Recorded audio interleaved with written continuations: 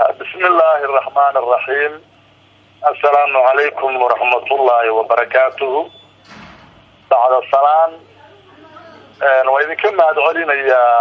هذا صحافة الراديو مستقبل مقدشو وحرير إلى صوت سميسي سؤال الله يتراضى حق لهلا ترى لهلا واحد رادين إنسان حق الدلك ستلا الدلك الله يعلم وأنا كنا عدسنتين أجرك يا أبان الله يذكسيه هذا نصعده ما أنت داية مالمان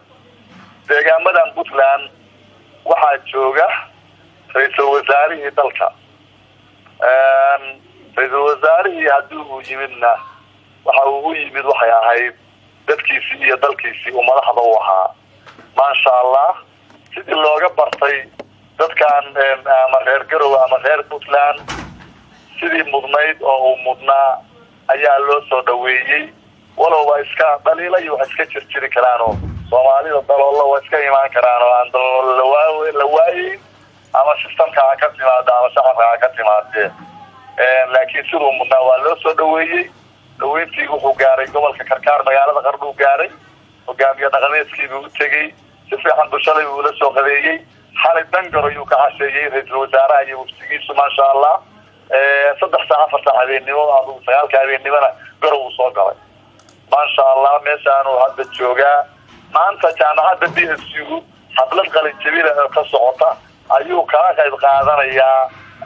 ardaydii farxadii ay farxayeen ayaa ra'iisul wasaaruhu la faraxsan yahay oo uu la jooga waxa kale oo jira oo la sheegaya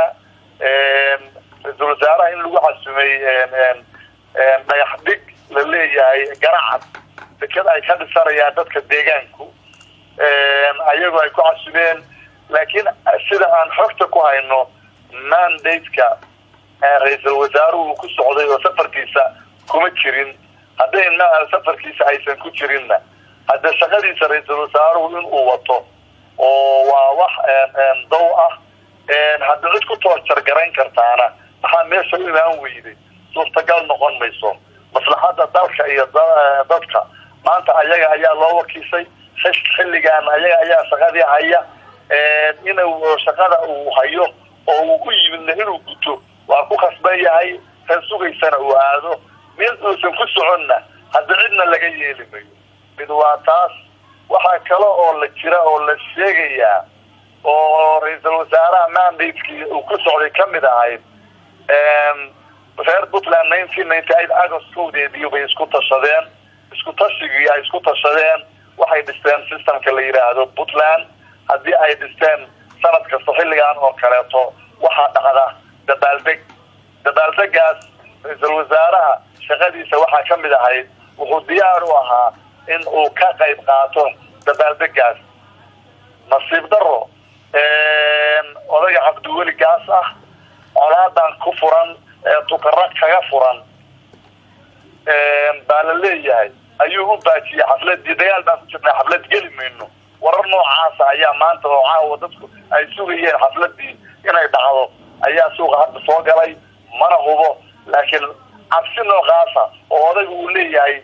tuqarraq baan u socdaa dagaal baan ku jiraa marka xaflad ma gelayo xafladii in saa u baaqatayna waa la sheegaya qaar kale waxay leeyihiin si uusan uga hadlin